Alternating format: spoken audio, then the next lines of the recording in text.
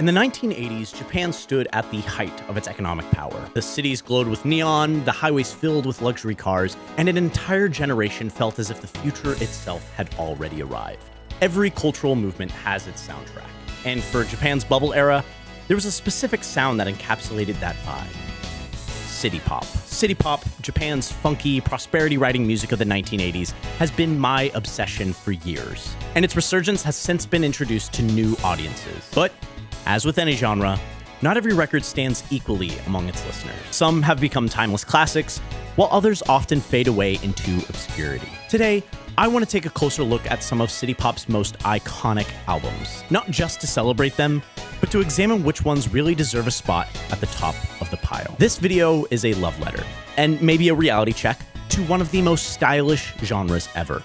Whether you're an avid fan or someone who's never even heard of City Pop, I want you to join me as we take a closer look at the gems that embodied an era, and look at what really makes them special.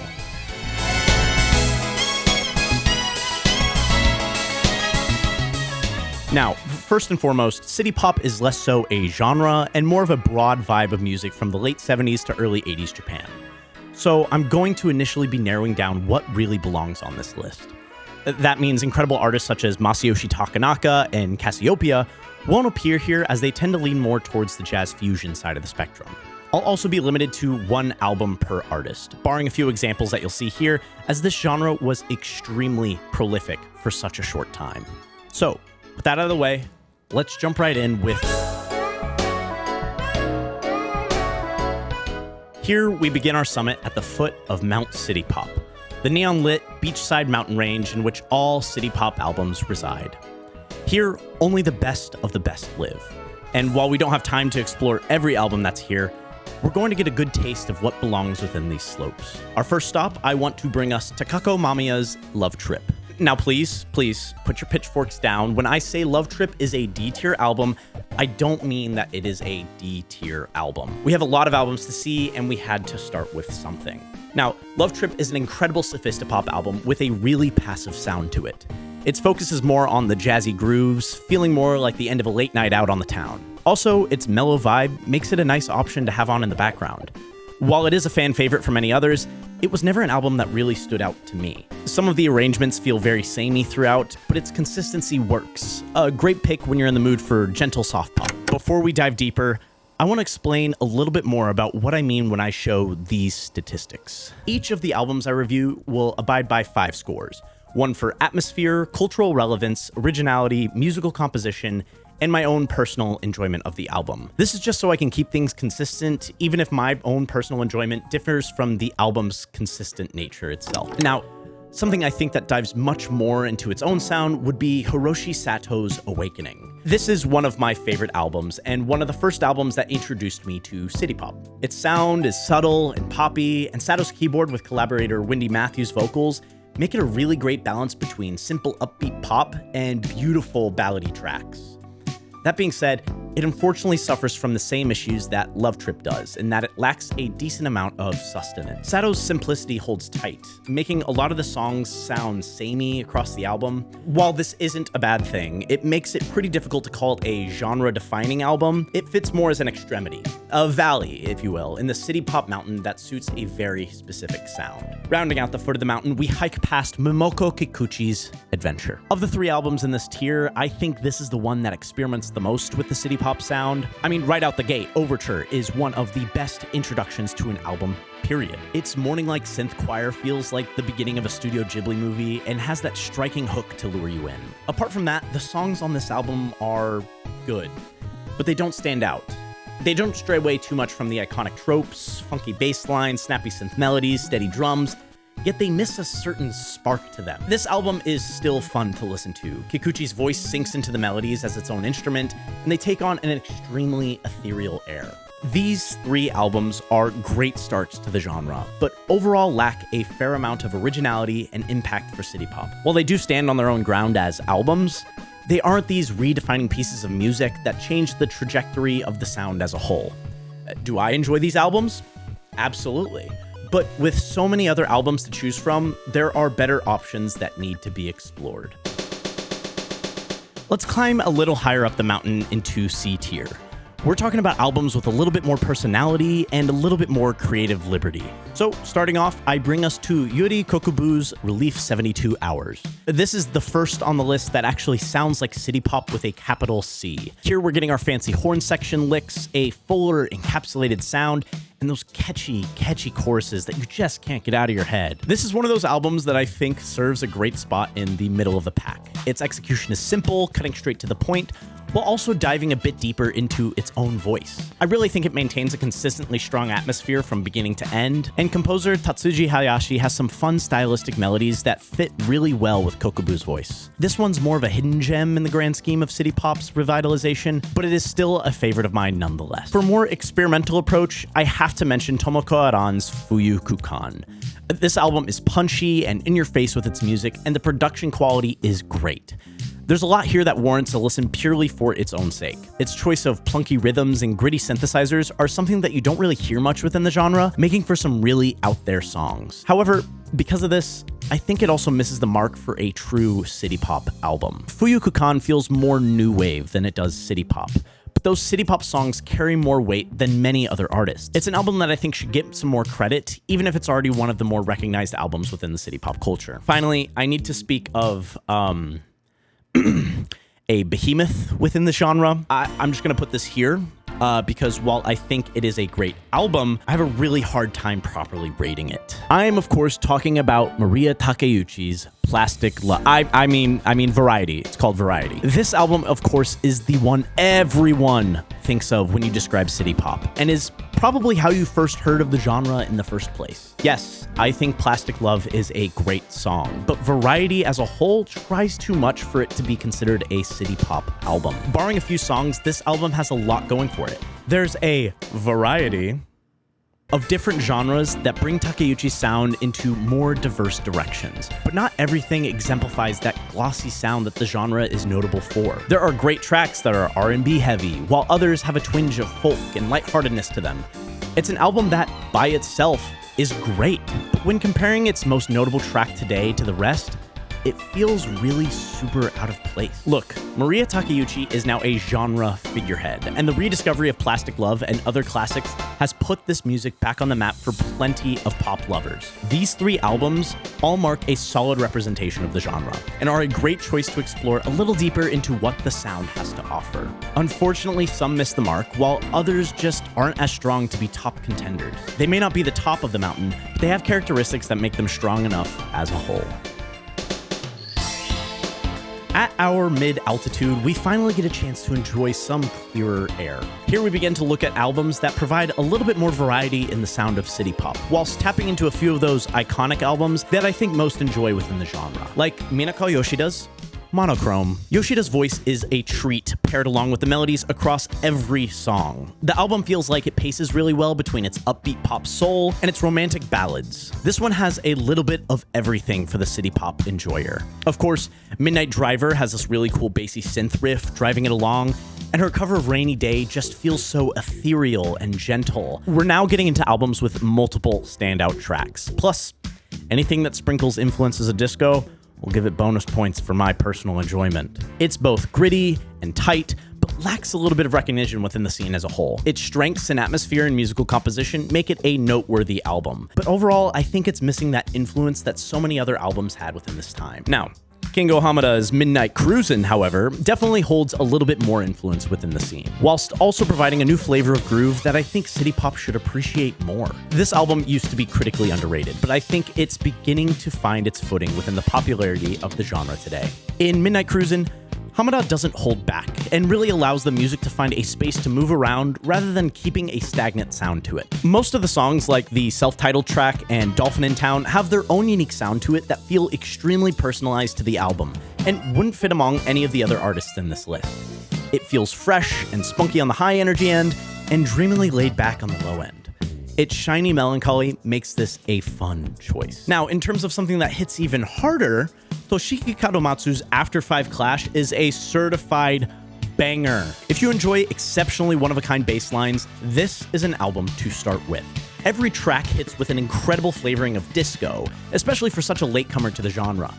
It's charged with funk from beginning to end, and even on the more ballady tracks, There's always a punch to the bass and percussion that screams late-night adventure. I also just need to note that the bass line in Airport Lady almost brings me to tears with how good it feels. It's just so good. This is a solid album that represents the solo power of Kadomatsu, without even mentioning his influence across a ton of other artists' work within the genre, including one that we'll see a little later on our trip. But if we were to tone it down just a bit, we would be left with Makoto Matsushita's First Light. This album is another great example of variety within the city pop sound. While not as funk-forward as Kadomatsu's After 5 Clash, the subtle funk in this one leans more into that glossy, steely dance sound. I mean, Lazy Night feels like a Japanese bonus track to Gaucho. The clean production on this one just has such a charm to it that keeps me coming back to it. Matsushita's vocals and musical restraint between songs keep things simple and interesting without feeling repetitive. This is one of those albums that has its own peak on the mountain, but isn't the highest we can go when it comes to the genre. I mean it when I say that all of these albums are incredible and really tighten the scope for what city pop is known for. They all hold incredible value to the genre and all have their own personal spice that I think keeps things interesting and fun. They hold a lot of stake, not only for their original eras, but also maintain relevancy in the new age of generational listening. But there are still some greats that we have yet to mention. Now we are nearing the summit. Albums with dazzling sounds and genre-defining power. These are my recommendations to anyone who really loves the music and what it has to offer. Here, we dabble into some of the Mount Rushmore of city pop, and some names who have had an infallible impact on everything that's come after it. I, of course, cannot mention city pop without mentioning the one and only Henri.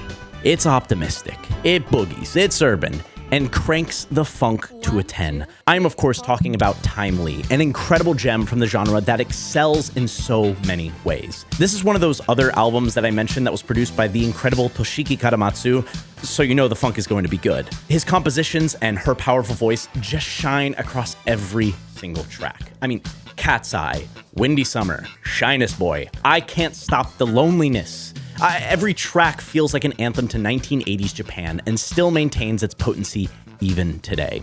This album gets the blood pumping in ways that are indescribable and really bumps the energy up in any situation. It's a shining spotlight in the nightlife of this genre and is a phenomenal pick-me-up whenever you need it. Now, continuing the conversation of albums we cannot ignore, I have to switch gears to an album that was the match that lit the trailblazing sound of the genre as we know it. Songs by Sugar Babe is arguably the first step that blossomed city pop into the iconic urban sound it has today. While its lo-fi production quality isn't nearly as clean as its successors, the core fundamentals of the genre can be found in songs. Sugar Babe comprises of a few of the artists that would go on to define the sound of the genre for the decade.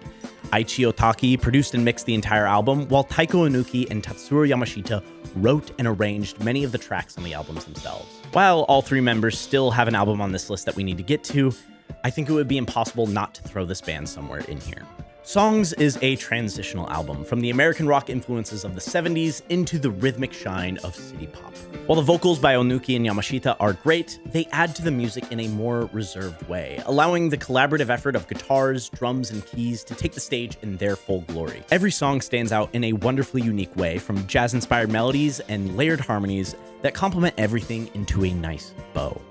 It's the core of what the genre would inevitably blossom into. Now, how does an entire genre build from this? Well, once you break ground, the good ideas are sure to flow out soon after, and Yamashita wasn't about to stop here. Thanks to the collaborative effort between Yamashita and Happy End members Haruomi Hosono and Shigeru Suzuki, we were gifted with Pacific. This album isn't your traditional city pop album. This isn't the shining capitalist glamour or the bustling city nightlife. This is the relaxing summer breeze of the Pacific Ocean. This beautiful collaboration between three impactful musicians is one of those albums you come across because you thought the album cover looked cool, only to find out that the music delivers exactly what you hoped for. Each track is arranged by a different artist, where Hosono's are more focused on the experimental synths and bouncy rhythms, Suzuki's are rooted in serenading guitar solos and orchestra-rich compositions, and Yamashita's are complete with built-in grooves with a little bit of that jazzy flair. They utilize a lot of oceanic noise to set the tone and atmosphere just right, only to build on that foundation with proper musical ambiance. This vacation-esque sound is found among a plethora of city pop albums, and while it is clearly known for its urban influences, hence the name, it represented a period of optimism. While the country surged to new heights economically, so too did the positivity of musicians and listeners. Art reflects its creators. So when I say that Japan in the 1980s must have felt like a long vacation, I'm sure that's what Eiichi Otaki was feeling when he composed this album. A Long Vacation is Otaki's most notable work, and is a great way to round everything out before we reach our summit. Every song has a charm to it that I think a lot of other music misses out on. Its heavy influences from Western styles like doo-wop and sunshine pop are extremely prevalent here, and it gives a notable nod to the surfer side that city pop took a great deal of inspiration from. It's a similar relaxing feel that Pacific gives me, but with a little bit more upbeat pop thrown into the mix. It will always be an album that enamors me with its variety of takes on what the summer has to offer. These albums are staples within city pop. Funky vibes, eclectic compositions, shiny new age music. If other albums don't hook you into the refreshing sound of 1980s Japan, one of these is bound to get you. Finally, we have reached the summit. This is the cream of the crop, the timeless masterpieces. When it comes to city pop, these are the albums I direct people towards to get the best sense of what this genre really has to offer. Starting off with one that I think is probably my hottest take, but one that I refuse to back down on. I mean, it's been there the whole time. You knew I was going to talk about it at some point. Summer Breeze by Piper is one of those albums that is an enigma to most and a cult classic to the rest. A powerful blend of various styles from samba to synth pop and boogie to yacht rock. Its tropical ingredients mix into an ethereal cocktail, coalescing into the important summer aesthetic associated within the city pop era. There's a clear distinction between each song, but all remain rooted within the band's influences, like Tatsuro Yamashita and Masayoshi Takanaka. They funnel into a finely tuned story of an enigmatic seaside vacation. This is an album that has always felt tactile to me, and genuinely creates a specific atmosphere when I listen to it. It easily takes a top spot for me, being one of the greats. Now, if we look a little further into the distance, standing tall nearby is one of the founders of the genre, Taeko Onuki. After starting a solo career after the separation of Sugar Babe, Taeko really rooted herself into her own sound and found her own direction as to how city pop should be heard. Her album, Sunshower, is a toned-down take on the genre, but its grooves take on a whole other identity within the scene. While many of the albums on this list were released sometime within the early 80s, Onuki released this album only 2 years after Sugar Babe's release of Songs, marking a clear shift in sound in such a short amount of time. Its musical tendencies may have been reshaped, but its sound really feels of its own caliber. Now, Summer Breeze exemplifies the summery beach side of city pop. Sunshower highlights the jazzy, groovy side of city pop.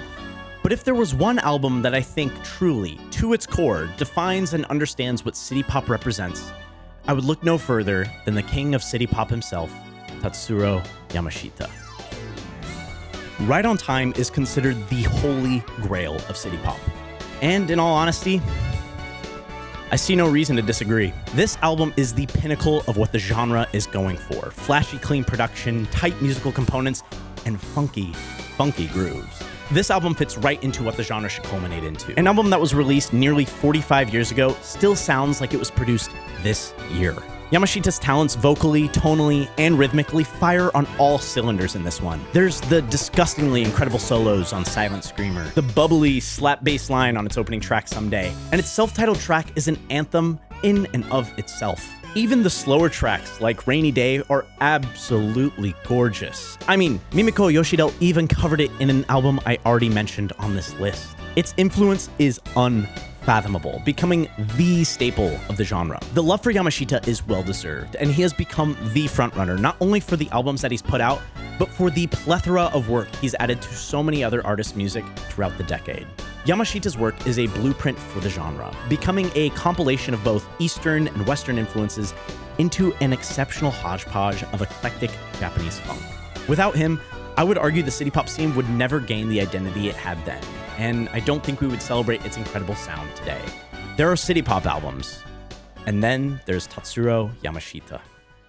Now, here at the top, we can finally look down and see the hundreds, if not thousands, of city pop albums that defined a decade of opulence and leisure. For me, city pop is much more than a genre. It's a reminder that music doesn't just soundtrack a general vibe, but acts as a recording of a specific moment in history.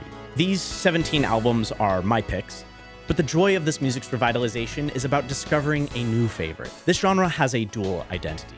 One from the not-so-distant past of an economically high Japan, and its global rediscovery through YouTube algorithms and online messaging boards. It is music that can travel, transform, and find new meaning decades apart.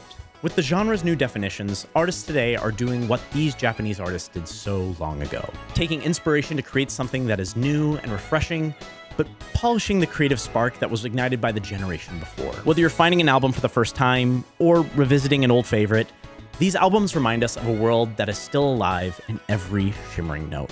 The best part about City Pop Mountain is that there's not one way to climb it. There are thousands of different routes that will open you up to some incredible gems of hi-fi music.